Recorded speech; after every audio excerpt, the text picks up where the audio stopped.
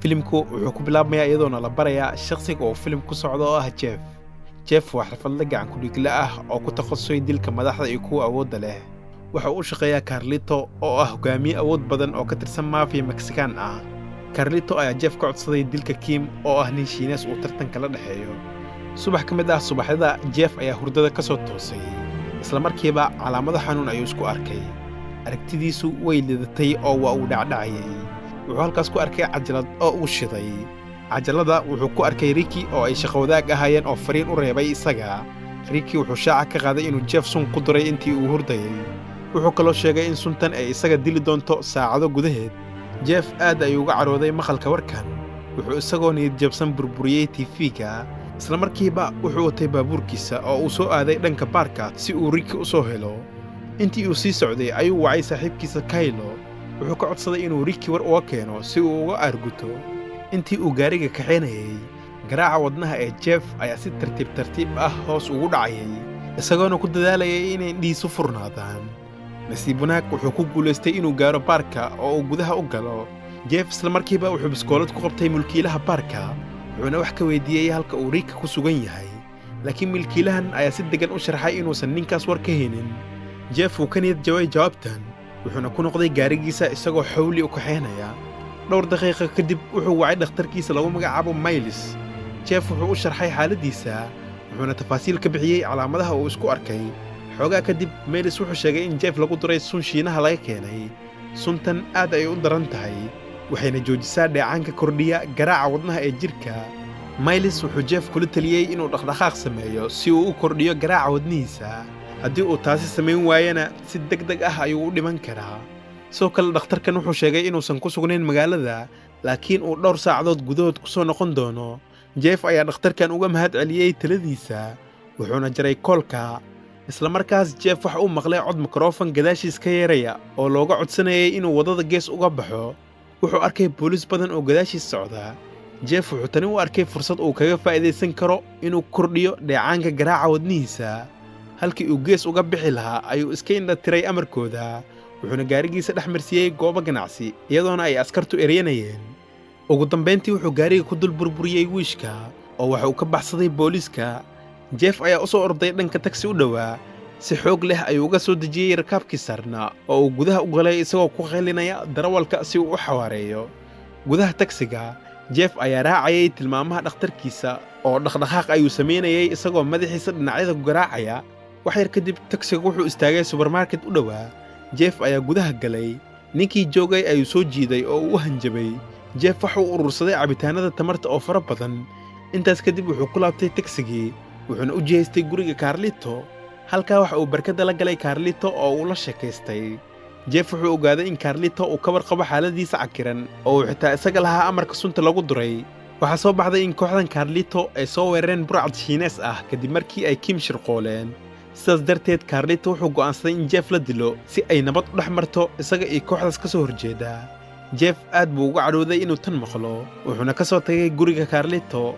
markuu ku laabtay tagsigii ayuu tagsiilihii dhulka ku tuuray oo uu ka dafay gaarigii uu watay. dhowr daqiiqo kadib Jeff waxaa soo wacay Miles kaasoo siinayay talooyin dheeraad ah si uu sunta ula dagaalamo.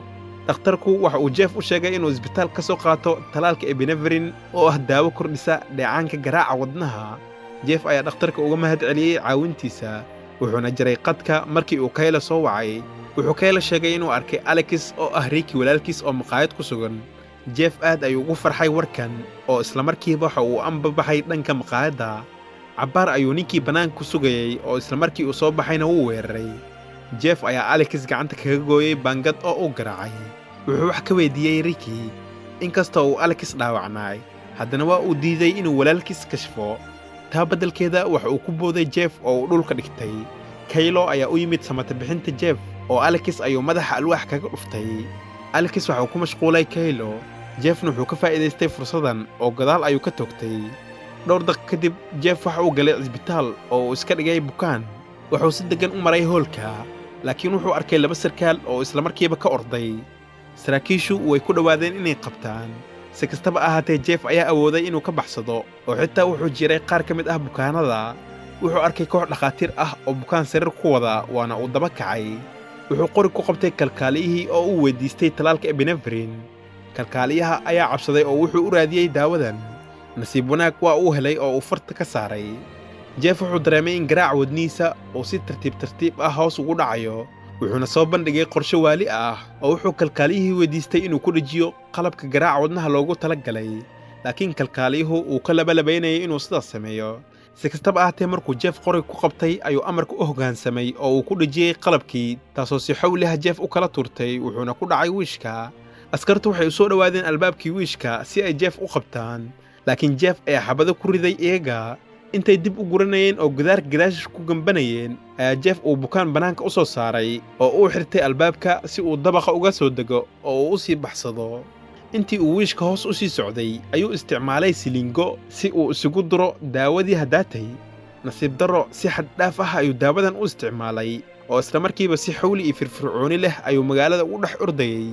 aakhirkii wuu istaagay markii uu arkay dad badan oo TV dariiqa ka daawanaya. wuxuu ogaaday in booliisku ay bilaabeen inay isaga ka baadigoobaan magaalada oo dhan. dhan kale Ricky wuxuu ogaaday dhimashada walaalkiisa iyadoo ay raggiisa u keeneen gacantii Alex ee la jaray.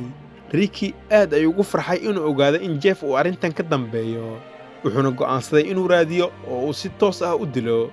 dhinaca kale ee magaalada, jeef wuxuu ka walacsanay saaxiibtiisa Eve oo uu wacay si uu badqabkeeda u hubiyo. wuu ku farxay inuu codkeeda maqlo, wuxuuna u sheegay inuu goordhow u imaan doono. daqiiqad kadib jeef wuxuu arkay nin booliis ah oo mooto saaran. qorigiisa ayuu ka dafay oo ugu hanjabay inuu dib u gurto. jeef ayaa kaxistay mootadii askariga oo ugu dambayntii u jihaystay guriga saaxiibtiisa. waxa uu soo waday ayada.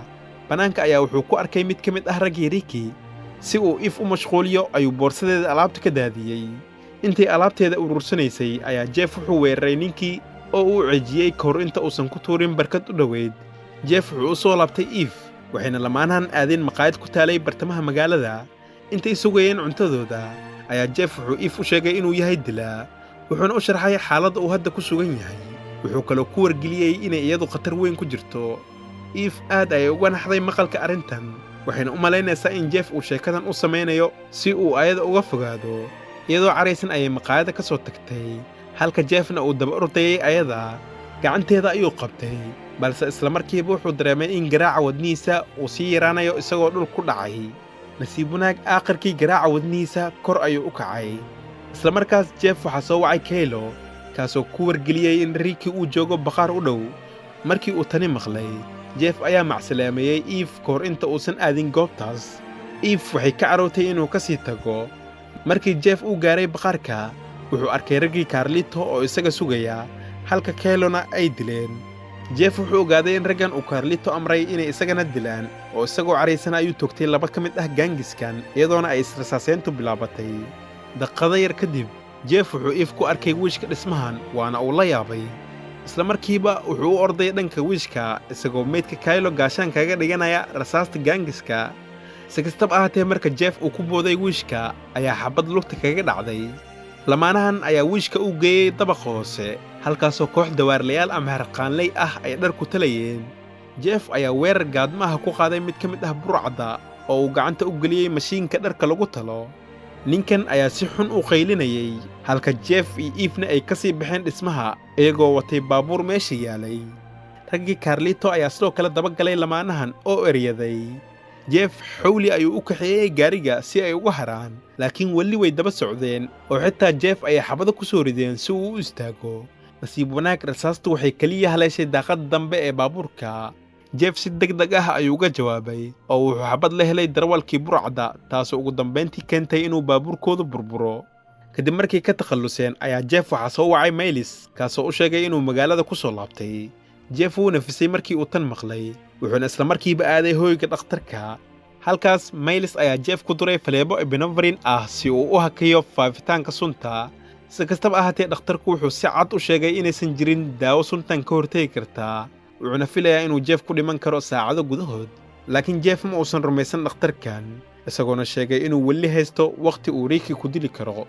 dhowr daqiiq kadib jeef wuxuu wacay Ricky, wuxuuna weydiistay inuu kula kulmo hotel u dhowaa. Ricky wuu aqbalay dalabkan, wuxuuna isku diyaariyey kulanka. jeef ayaa jaray koolka oo Eve ayuu macsalaameeyey, wuxuuna u jihaystay hotelkii. jeef bistooladiis ayuu musqusha hotelka ku cabaystay, wuxuuna ku qariyey jaakada hoosteeda kahor inta uusan raacin wiishka.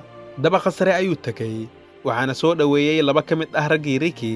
Labadan nin ayaa qoriga ka qaaday isaga oo Ricky u geeyey. Jeff wuxuu arkay Carlito iyo Ricky oo isla fadhiya.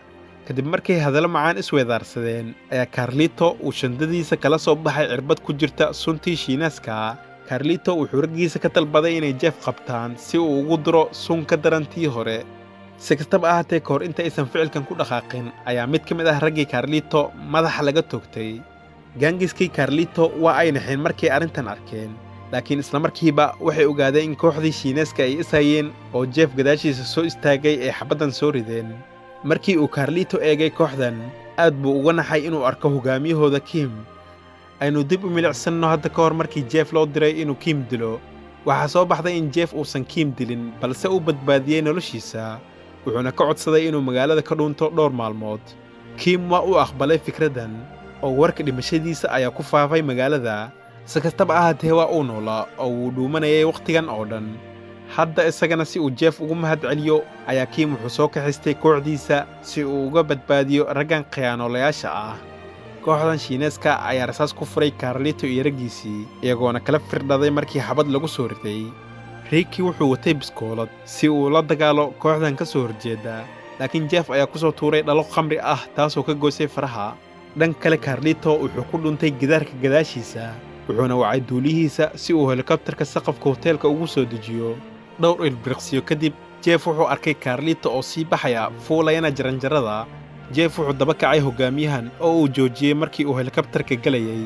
isla markaas Ricky ayaa Jeff gadaashiis ka soo baxay, wuxuuna ku duray sun labaad. Carlito ayaa Ricky ku eedeynayay inuu lahaa sababta dagaalkan maadaama uu Jeff balamiyey. taasna waxay keentay in Ricky uu madaxa ka toogto hogaamiyihiisa Carlito. Ricky ayaa diyaaradda ka soo tuuray meydka Carlito, wuxuuna duuliyaha ku amray inuu diyaaradda kiciyo.